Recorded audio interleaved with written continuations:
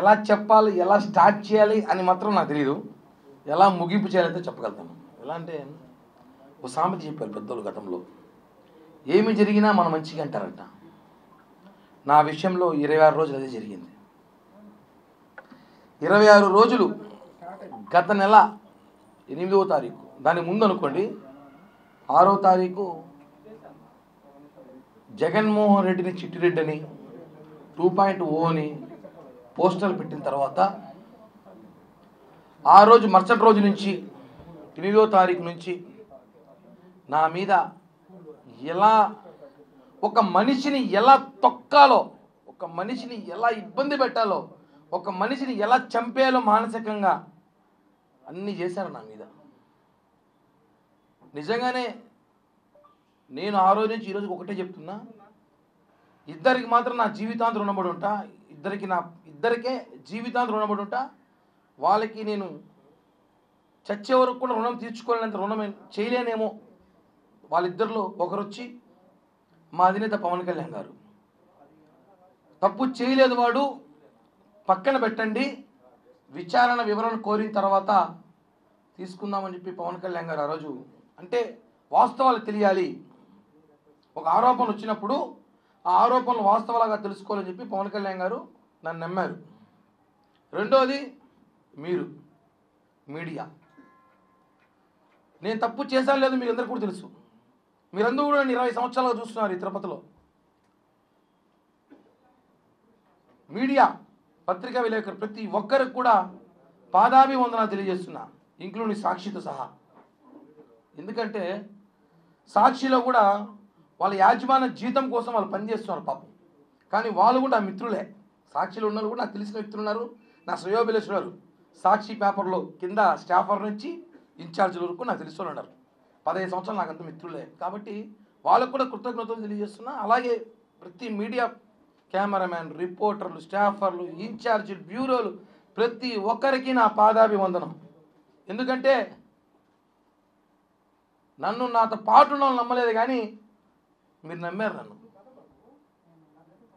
కిరణ్ తప్పు చేసినా లేదా మళ్ళీ మాట్లాడదాం.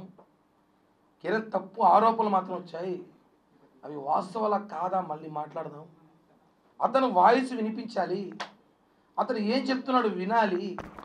ఒక సైడే మాట్లాడకూడదు ఎప్పుడు కూడా, రెండు పక్కలు వినాలని చెప్పి తిరుపతి మీడియా చూపించిందండి. హ్యాట్స్ ఆఫ్, నిజంగా చెప్తున్నాను. మీరు కానీ లేకపోయి ఉంటే నిజంగా కిరణ్ రాయల్ అనే వ్యక్తి ఈరోజు ఫోటోలు పూలమాలేసి కూర్చునేవాడు. మనము వాస్తవం చెప్తున్నాం. అంత ఇబ్బంది పెట్టారు నన్ను మానసికంగా, నా కుటుంబాన్ని, నా చిన్న పాపని, కులాన్ని. 20 సంవత్సరాల తిరుపతి రాజకీయాల్లో కిరణ్ రాయల్ అనేవాడు మాత్రం బలిజోడు. మొన్న వచ్చేసరికి సమస్య వచ్చేసరికి కిరణ్ రాయల్ బలిజోడు కాదని చెప్పి వైసీపీ నేతలు మాట్లాడటం. ఎన్ని విధాలుగా వ్యాపారాలు అంటాడు, ఒకడు రకరకాలుగా అంటాడు. నేను ఒకటి అడుగుతున్నాను, తిరుపతి ప్రజలు కూడా తెలుసుకోవాలి విషయం ఏమంటే, ఒక సామాన్యుడు రాజకీయాలు తిరుపతిలో చేయకూడదా? అబ్బా కొడుకులు, మామ అల్లుళ్ళు, బావ బామర్దులు, అత్త అల్లుళ్ళు రాజకీయాలు చేయాలి. ఒక సామాన్యుడు ఒక రోడ్డు పైన వ్యాపారం చేసుకున్నాడు కావచ్చు, ఏదో వ్యాపారం చేసుకున్నాడు కావచ్చు, చిన్నపాటి ఉద్యోగస్తుడు కావచ్చు, వాడు రాజకీయాలు చేయకూడదని చెప్పి చరిత్రాంగ రాజ్యాంగం ఉంటే చెప్పండి రా బాబు, రాజకీయాలు ఆపేసి వ్యాపారాలు చేసుకుంటాం. రాజకీయాలు చేయని ఖర్చుతో వస్తే మానసికంగా మనిషిని తొక్కుతారా? అంటే మీరు చేసింది ఆరోపణలో కుట్ర కిరణ్ రాయల్ మీద కాదు, ఒక కులం మీద. తిరుపతిలో కాపులు ఎదగకూడదా అంటే ఏంటి? గత ఎన్నికల్లో 63,000తో మేము గెలిపించినామని చెప్పి తిరుపతిలో కాపులు ఎవరైతే లీడింగ్లో ఉన్నారో, పవర్ఫుల్గా ఉన్నారో, ఎవరైతే జనంలో ఉంటారో వాళ్ళని ఒక్కొక్కటిగా తొక్కాలని చెప్పి మీరు చూస్తారండి, రకరకాలుగా ప్రయత్నాలు చేస్తున్నారు. అంటే ఎట్ట అగ్రకులాలలో మేము కాపులు ఉండకూడదా, రాజకీయాల్లో కాపులు ఉండకూడదా, బలిజలు ఉండకూడదా, ఉంటే వాడిని ఏ విధంగా తొక్కాలే ప్రయత్నం చేస్తారా? నేను మొదటి రోజు చెప్తున్నాను, అది ఓన్లీ కేవలం ఆ మహిళకు నాకు ఆర్థిక లావాదేవీలు మాత్రమే ఉన్నాయి. అందరికీ ఇప్పుడు ఇక్కడ ఎంతమందికి అప్పులు లేవు? మీకు అప్పులు లేవా? ఈ తిరుపతిలో ఎవరికి అప్పులే లేవా? అందరూ నిజాయితీగా డబ్బులు తీసేసుకుని పర్ఫెక్ట్గా కట్టేవాళ్ళు చెప్పండి, సన్మానం చేస్తే ఇంటికి వచ్చి. అప్పులు, ఆర్థిక లావాదేవీలు, వ్యాపారాలు వేరండి. దాంట్లో ఉన్న లావాదేవీలు గొడవలు జరుగుతాయి, డబ్బులు తీసుకున్నప్పుడు జరుగుతారు, తీసుకున్నప్పుడు ఒకరోజు సమయానికి ఇవ్వలేకపోతాం, ఒక నెల ఇవ్వలేకపోతాం, ఒక సంవత్సరం ఇవ్వలేకపోతాం. అది ఆర్థిక లావాదేవీలు తీసుకొచ్చి ఆ మహిళని పాపం రాజకీయ నాయకులు వాడుకోవడం కరెక్ట్ కాదని మొదలే చెప్పాను నేను. ఒక అమ్మాయి రాజకీయాలు లాక్కండి, అది ఆర్థిక లావాదేవీలు మేము సెట్ చేసుకుంటాం, మాట్లాడుతున్నారు, సెటిల్ అవుతుంది.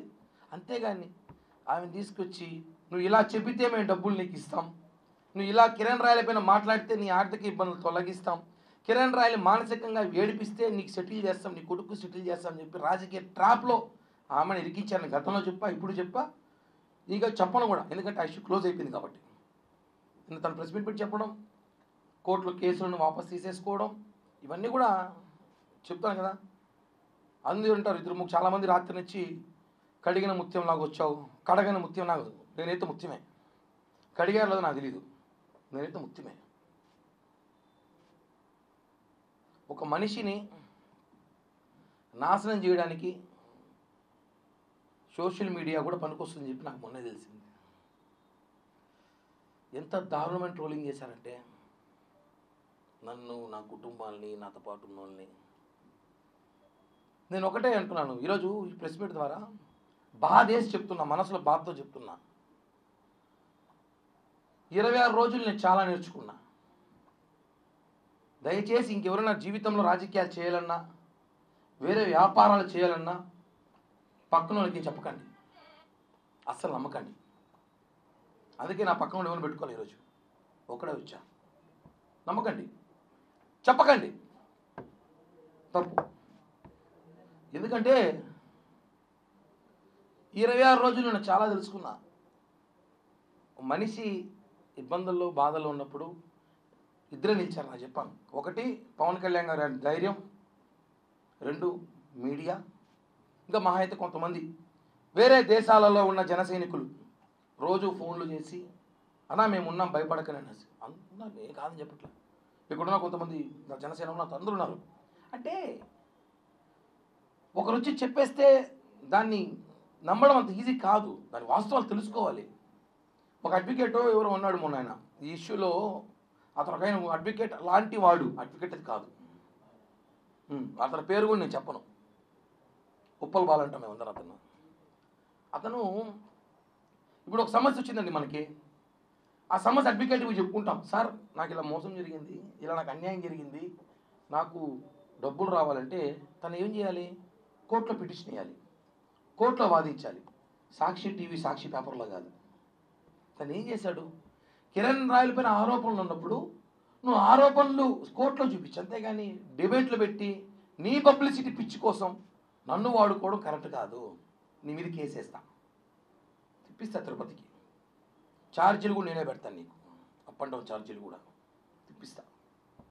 సాక్షి మీద కూడా కేసు వేస్తున్నా, చెప్పాను, ఆల్రెడీ చేశాను. ఒకటే అండి, ఒకరు వచ్చి మాట్లాడేస్తే మహిళ మాట్లాడేసింది అంతే, నమ్మేస్తారు జనం అంతే.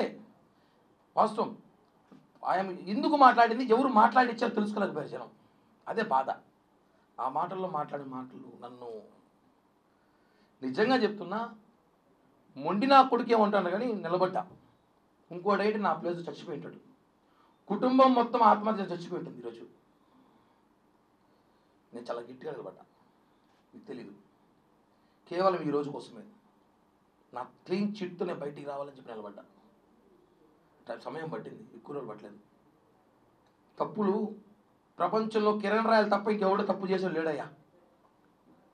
నా గురించే దేశం అంతా మాట్లాడుకుంది. కరెక్ట్ కాదండి, వాస్తవాలు తెలుసుకోండి, ఏం జరుగుతుందో ఏంటో. ఆవేశంలో ఆవిడ కూడా నా మీద చాలా మాట్లాడింది, నేను కూడా చాలా మాట్లాడా. అవన్నీ ఒక స్టాండర్డ్ కూర్చొని పోతా ఉంటాయి, కోపంలో రకరకాల మాట్లాడుతుంటారు, అవన్నీ కామన్. అవి ఆర్థిక లావాదేవీలు గతం నుంచి ఎన్నోదో చెప్పా, దాని మీద రాజకీయం చేయొద్దనేసి. బాధాకరం వేస్తుందన్న, కంట్రోల్లో ఉన్నాను, లేకపోతే చెరువు అయిపోయేది కన్నీళ్ళతో. చాలా కంట్రోల్గా ఉన్నా, చాలా కంట్రోల్గా ఉన్నా. మా నాయకుడే మాకు ఇన్స్పిరేషన్. తప్పు జరిగి దాన్ని ఆన్సర్ వచ్చేలోపు నానా బీభత్సం చేసి 25 రోజులు 26 రోజులు అయింది నా ఇంట్లో సభ్యులు బయటకు వచ్చి, నిన్నటి దాకా కూడా బయటికి రాలా. అంటే తప్పు గురించి కాదు కానీ ప్యాంట్లు జిప్పిప్పి చూపించిన వాళ్ళు బాగుంటారు, భార్యలను వదిలేసి 2-3 అమ్మాయిలతో తిరిగేవాడు బాగున్నాడు, గంట అరగంట సొక్కాయలు ఇప్పేసినప్పుడు బాగున్నాడు. అసలు వీడియో ఒరిజినలా కాదా అనేసి ఆ అమ్మాయి చెప్తా ఉంది. ఆ వీడియోలో ఏముందో లేదో మీరు చూసారు, ఏం చేయాలి మాట్లాడడం అంటే అర్థం చేసుకోండి. కిరణ్ రాయల్ కుటుంబాన్ని నాశనం చేయాలని ప్రయత్నం చేశారని చెప్తున్నాను కదా. నేను దీనికన్నా ఎమోషనల్ కాలేను, నాకు ఎమోషన్ తెలియదు. బేసిక్గా చాలా నాశనం చేయాలి, కిరణ్ రాయల్ కుటుంబాన్ని నాశనం చేయాలి అన్న ఒక ప్రయత్నం దాంట్లో చేసిన భాగమే కాదు చెప్తున్నాను నేను. కాబట్టి నేను నా కుటుంబం కాబట్టి నిలబెట్టాం, లేకపోతే ఈ పాటికి మీకు తెలియదు.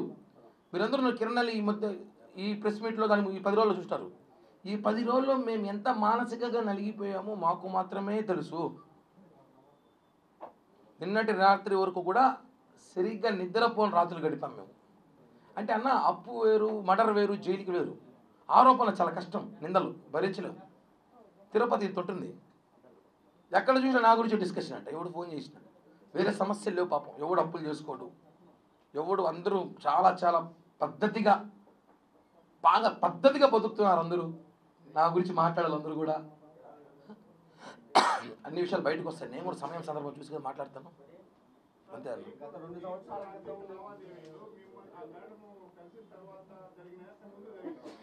ఏదన్నా అన్న 2015 నుంచి 2019 దాకా జరిగిన లావాదేవీలు అవన్నీ.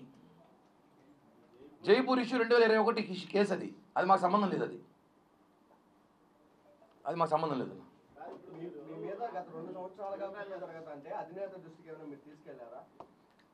అందరికీ తెలుసు ఆ విషయం, అది తెలుసు.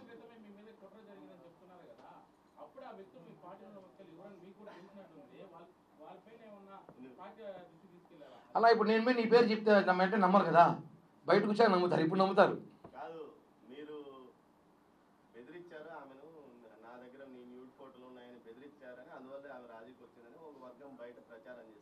ఆమె చెప్పాలి ఆ మాట, చెప్తే బాగుండు. వాళ్ళు ఎవరో చెప్పేది ఎందుకు, వాళ్ళు ఎవరో చూసారా? ఆ వర్గంలో ఎవరే కదా, సాక్షిలో ఒక ఇద్దరు మాట్లాడిస్తామనంట అమ్మాయితో. నిన్న కూడా వాళ్ళ తమ్ముడు ఎవరో ఫోన్ చేసి మా తమ్ముడు చెప్పినాడంట ఈ మాట చెప్పని చెప్పినారనేసి. ఒకవేళ ఉంటే ఇండోలో అయితే నేను పెట్టినాం, ఒకవేళ ఉంటే మాత్రం ఇది మాత్రం వస్తాం చెప్తాను ఓపెన్గా.